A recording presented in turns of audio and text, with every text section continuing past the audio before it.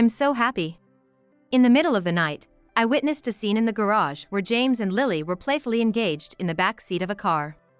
Faced with this unbelievable sight, I locked the two of them in the garage and headed to my parents' house. I wanted to show those two, who had been mocking me, a real hell, as much as possible. After returning home, I explained the situation to my parents and a certain person, asking for their help in my revenge. Everyone agreed with my plan, and I was determined to show James and Lily the hell they deserved. My name is Summer Young. I'm a newlywed. I met my husband James during our student days. We were classmates in high school and interacted a few times through committee work. But that was the extent of our relationship. I never imagined that someone like him would approach me as an adult. I seriously love you, Summer. Our relationship began just after graduating from high school. James started interacting with me during our senior year, and we began as friends. Even though we hardly knew each other, he aggressively pursued me immediately after graduation. I couldn't understand why someone as popular with the girls as him during our student days would be interested in someone like me. When I asked him why, he simply said, "Because I fell in love," without giving any concrete reasons. After 6 months of suspicion, finding no real reasons, I was swayed by his words and accepted his proposal. I wouldn't go through all this trouble just to date and dump you. Can't you trust me at some point? I truly love you, Summer. Hearing those words, I started to consider trusting him. But as a novice in love, it took courage for me to date someone as popular as him. That's when I turned to my older sister, Lily, for advice. Lily was beautiful and the Madonna of her class, as I had heard from her classmates. With her extensive experience in romance, I thought she could help me find the answer. She encouraged me, saying, "No playboy would spend 6 months just to date someone. He must be serious about you. Why don't you accept it?" Encouraged by Lily's words, I decided to date him. For the first year of our relationship, James was truly kind to me.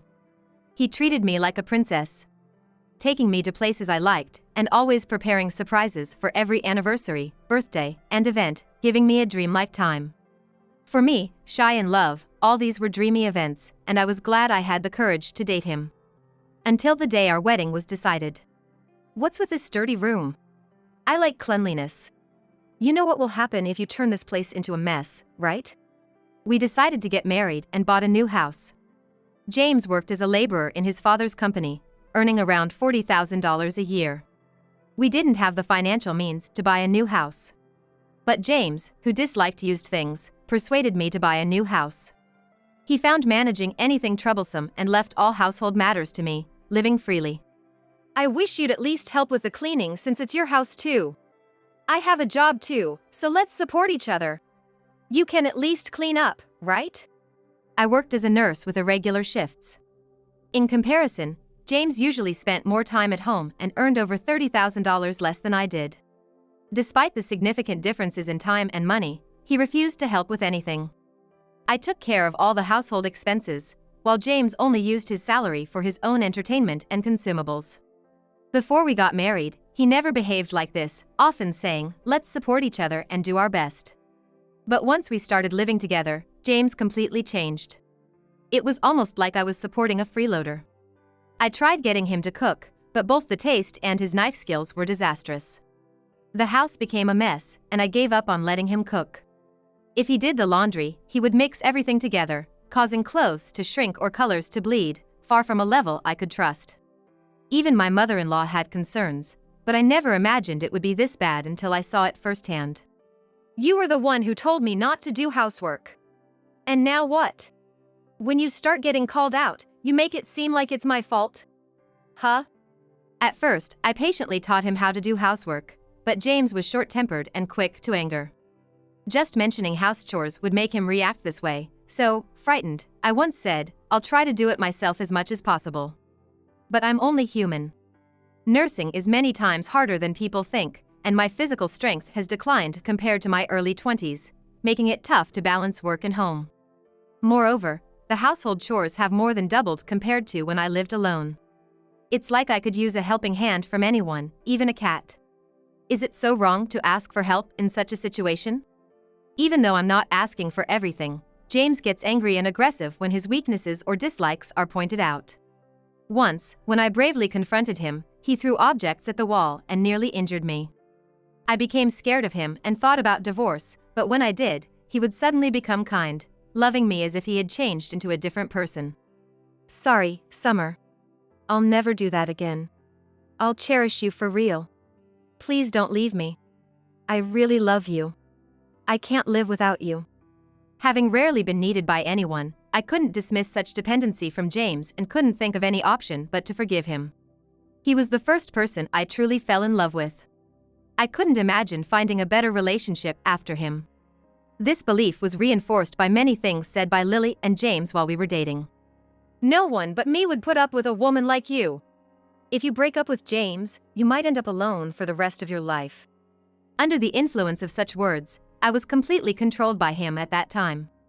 Even when I thought about breaking up, memories of our time together came flooding back, and I couldn't abandon James, who needed me, despite his terrible treatment. It was a classic case of the one in love losing. I was so drowned in James' manipulative tactics that the phrase seemed fitting. I want to support you too, but I'm just really bad at housework, and I'm counting on you for it. Don't say such sad things, please keep up the good work. I'll try to do what I can too. He shouted angrily, but seeing how scared I was, he approached and hugged me, gently stroking my hair as if to calm me down. James knew how to use both the carrot and the stick, always needing me at the moment when I thought it was all over. For me, a shy and introverted person, being needed and loved was a way to affirm my existence. James was observant and had excellent communication skills, adept at manipulating people at critical moments. With my low self-esteem, I was often bullied during my student days. James exploited my situation, saying things like "I'm the only one who needs you," and "I love you, even your flaws." I didn't realize at the time that these were tactics to keep me hooked. It never even crossed my mind. Until that day, that fateful moment. As our first wedding anniversary approached, with encouragement from my parents, we decided to have a wedding celebration. Your sister had a traditional wedding, but what about you, Summer? Maybe a church wedding would be nice? The decision to have a wedding celebration was partly influenced by my parents' suggestion. They always cared deeply for me, knowing I was a kind-hearted person, but often too self-sacrificing, putting others before myself. When I became a nurse, they were genuinely concerned if I could handle it. You're too kind-hearted, always putting yourself last to help others in pain. That's not good, you know? You need to take better care of yourself. While they worried, they supported my decision to be a nurse more than anyone. Their concern extended to my marriage as well. My father, usually not one to meddle, wanted to have a serious talk with James for the first time, inviting him over. Summer is our treasure. If anything happens to her, I won't forgive you. Are you prepared to take good care of her? He even went as far as to intimidate James. But James, unfazed, earnestly pleaded for their permission to marry me.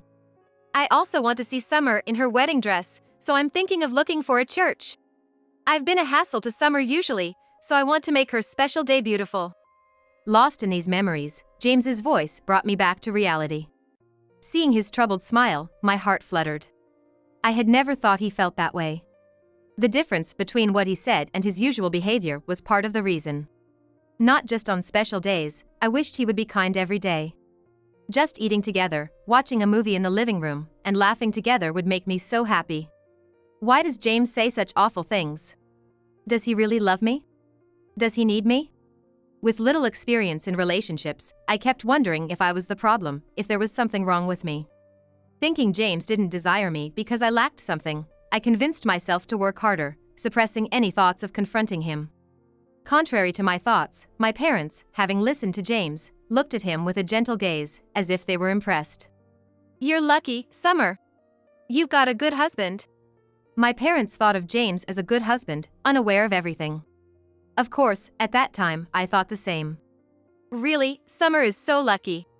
She's not good at much besides housework. Are you sure Summer is enough for you, James? Lily, who happened to be there, casually sat next to James. She placed her hand on his knee and leaned in with an upward glance, effortlessly flirting. No. That's not true at all. Lily, unlike me, was social and beautiful. She was always fashionable and sensitive to trends, wearing only branded items. Her husband, who apparently ran an IT company, had provided her with a lavish lifestyle, as if she had hit the jackpot. Lily always looked down on me, belittling me to elevate herself. But she was also skilled at being affectionate, a genius at manipulating me. At that time, I was unaware that I was being used by Lily, happily relying on her and enjoying her affection. Summer, you really shouldn't let go of such a great husband so easily. Someone like you, with no real talents, is just a burden. Lily! This kind of mockery was a daily occurrence for me. Using her cute face and tears as weapons, she alienated people from me. Everyone sided with Lily. The only exception was my parents. My mother, whenever Lily belittled me, always stepped in and scolded her. Lily would quickly leave the scene when she realized it was to her disadvantage, but my heart remained hurt. My joy was ruined by Lily's single comment. James, along with my parents, apologized, but he just laughed it off, pretending not to mind. Deep down, I hoped for some kind words of concern, but I never had the courage to voice such presumptuous thoughts. I blamed myself, accustomed to resolving my own issues. And then, the day before our wedding. The ceremony was set to be at a church, and that day, Lily had come to visit my house.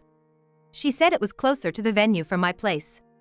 Well, it's getting late, let's call it a night. I'll borrow your bed. After dinner and a bath, the three of us enjoyed some drinks. It was past 10 p.m., and tired from drinking, we decided to go to sleep. I was to sleep in the same bed as James, and Lily would sleep in my room. Around midnight, I suddenly felt the warmth vanish from the bed and woke up feeling cold. I looked around. James? It was autumn, a bit chilly for a night walk. Maybe he went to the convenience store? It was unusual for James to leave without saying anything, so I decided to look around. I first went to check the car in the garage. No, James! That's when I heard it. It sounded like Lily's voice coming from near the car. James's car was there, and it didn't look like he went to the convenience store. Thinking James must be nearby since Lily called his name, I walked towards the sound. I'm so happy! I found the two of them in the back seat, engaged in something. As I approached to speak, the next moment, I saw an unbelievable sight. Lily, keep your voice down, please. I can't! Be gentle, James. The two of them, naked, were in the midst of an intimate act. I was speechless at the sight, collapsing on the spot. They continued, oblivious to my presence, lost in each other. The car windows were open, perhaps because it was stuffy inside, letting in the cool night air. Their sweet moans and James's animalistic breaths were clearly audible. The sound was so irritating and nauseating, I hid and fought the urge to vomit. What was happening? What were Lily and James doing? Was this a dream?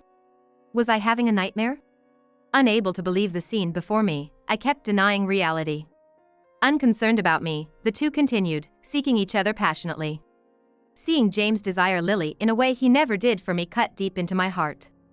And then, I heard even more horrifying words from their mouths. Still, it's like a dream. Being able to connect with Lily like this. James, you really do love me, don't you? You even told me before how you've admired me since our school days. Hearing Lily's words, revealing this shocking fact, I was filled with surprise and confusion. James and Lily knew each other since their school days? But how could James have known Lily? Lily was so dazzling at the cultural festival. I used Summer to get closer to you. I was devastated when I heard you were married. James's words brought back a memory. I realized then that James had targeted me from that time, just to use me, and tears welled up from the shock. But now, I'm connected with you like this. When you approached me, it felt like a dream. To think you'd suggest something this bad, you're really something else. Hearing this, my surprise was evident. Their relationship started from Lily, who knew about James's feelings, and she instigated it. To be with Lily, who was married, James married me to become her brother-in-law, making it less suspicious for them to be close. Lily's husband was often away on business trips, and she was almost free to do as she pleased. James thought that by becoming Lily's brother-in-law, since she was almost free to do as she pleased, their relationship would be less suspicious. Reflecting on the past, he shared that this was his rationale for taking such actions. Hearing this unbelievable truth, I quietly moved away from the scene. Unable to hold back my tears, I ran to the front door and closed it behind me. Collapsing on the spot. The realization that they had been using me from the very beginning was unbearable. The thought that they had such intentions towards me was unforgivable. Absolutely unforgivable. I was filled with anger and hatred. The love I had was gone. Determined, I went to the garage where they were, with a key in hand. The garage was secured with a shutter, and the only entrance was locked. When I returned, they were exhausted and had fallen asleep in the back seat. Probably not expecting to be discovered until morning. Disgusted by their thoughtless actions, I slowly closed the shutter and locked it. Then, I headed to my parents' house nearby and broke down to them. What happened, Summer? Why are you here at this time? And your clothes? I had rushed over in my loungewear, causing my father to widen his eyes in surprise. My mother, worried, quickly let me inside. Both were awake, oddly, which made me wonder. They usually kept a regular schedule, so it was unusual for them to be up at this hour. Had something happened?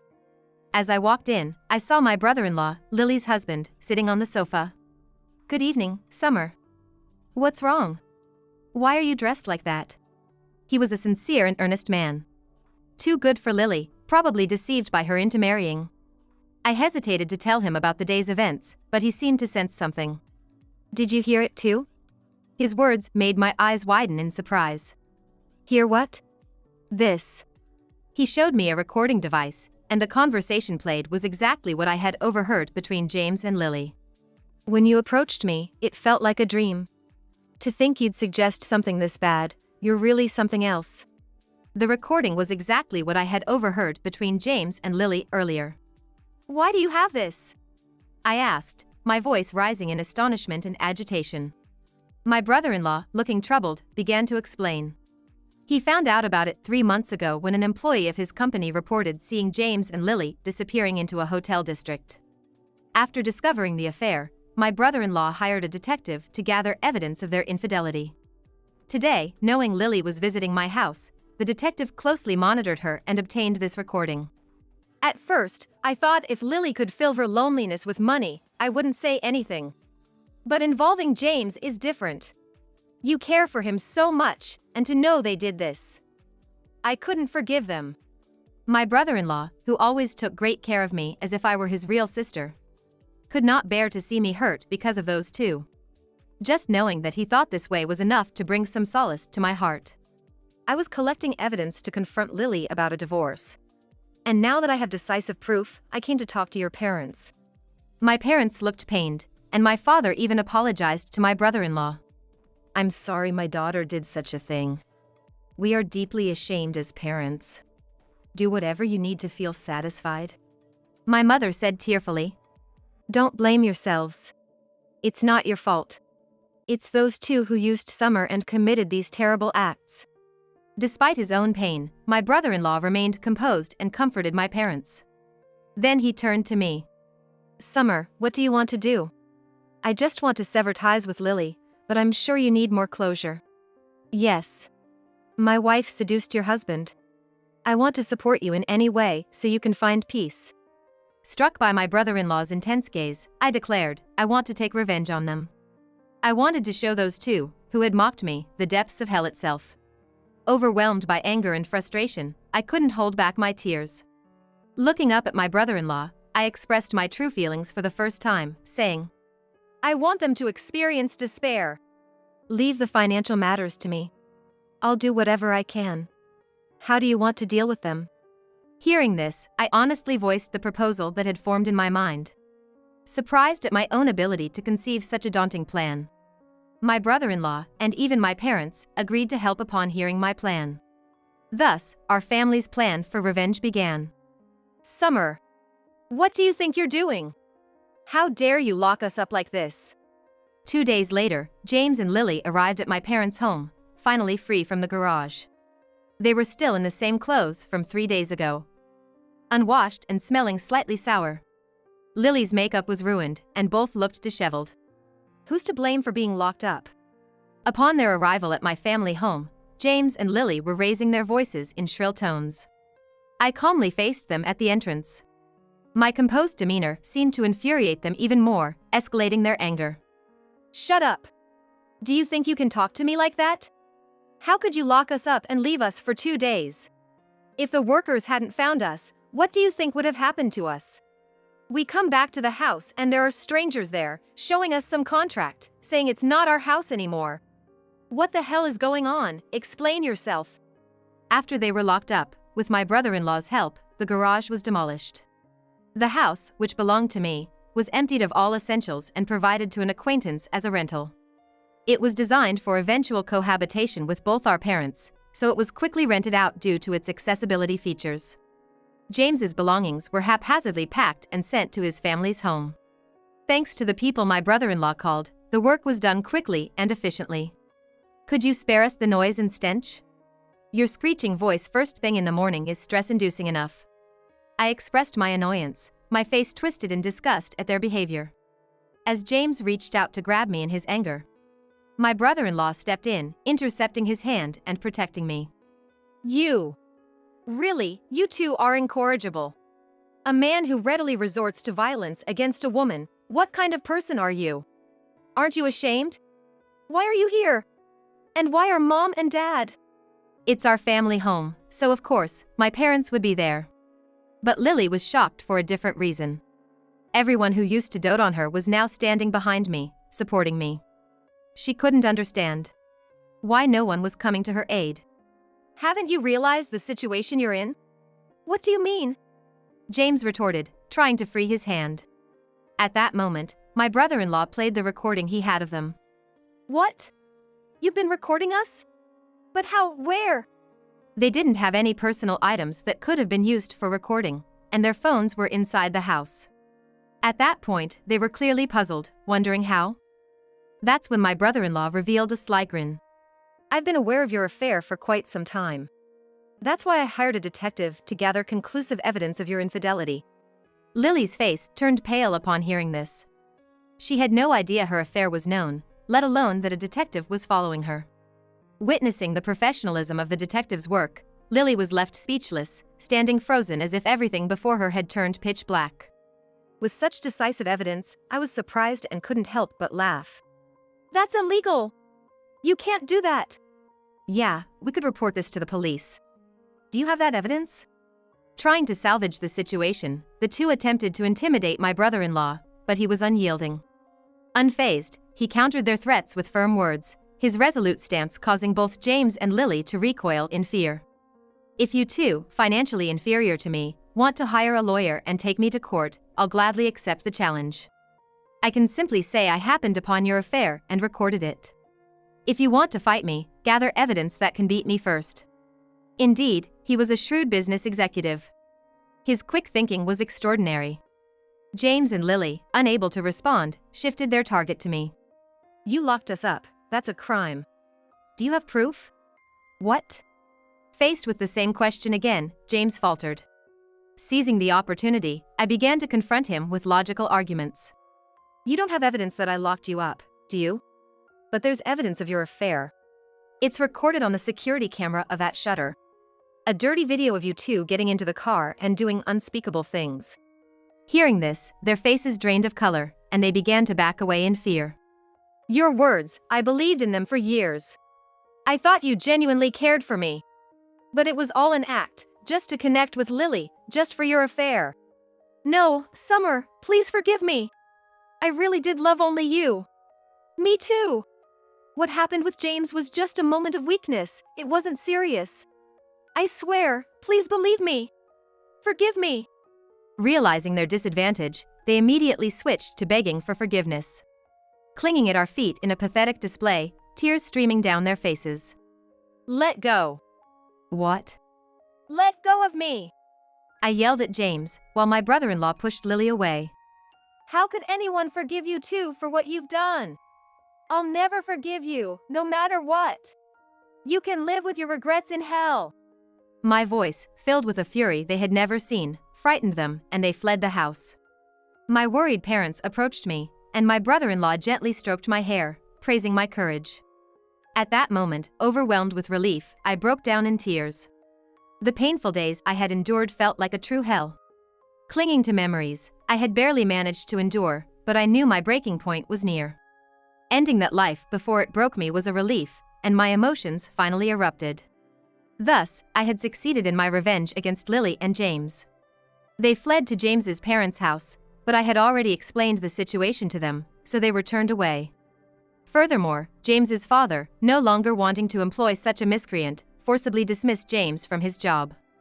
Apparently, there had already been numerous reasons to fire James due to his problematic behavior at the company, so disowning him didn't take much time, as I later learned. Lily and my brother-in-law soon divorced.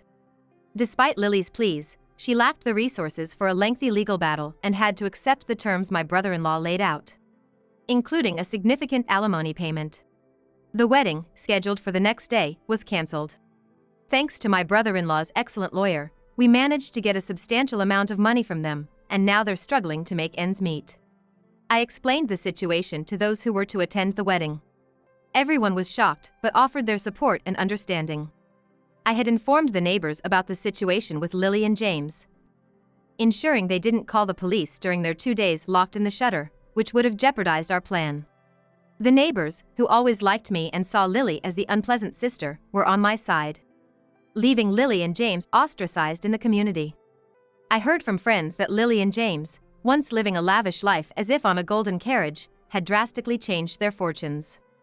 Now struggling just to get by each day, they were leading a life of poverty and had become noticeably gaunt.